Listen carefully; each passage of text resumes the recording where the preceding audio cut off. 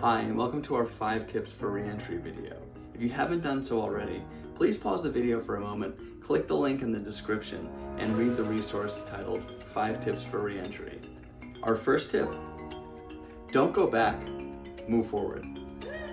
Let me take a moment and start with our students. Students, while you may be going back to the same building, odds are you're different people. One whole year has passed, and I guarantee that you have changed tremendously.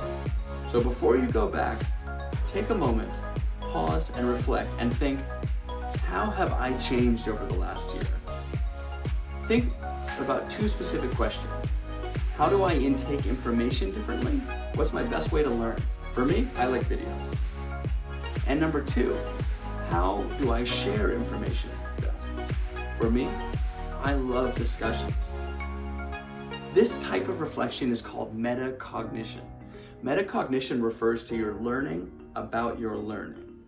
Pause and reflect and think, how do I intake info the best and how do I share info the best? Okay, now I'd like to take a moment and talk to parents and educational professionals. Much like being on an airplane, it's important to first help yourself and reflect before you can help your loved ones or clients reflect. Pause and think, how have you changed over the course of the last year? How have you become a better, different version of yourself?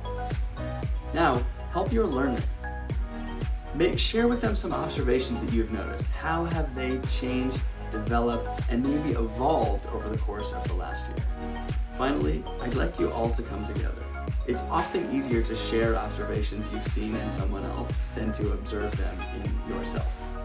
So educators and clients or parents and children, come together and share your observations earnestly with one another so you can create a supportive environment that can help everybody get a lot more out of the change that has happened.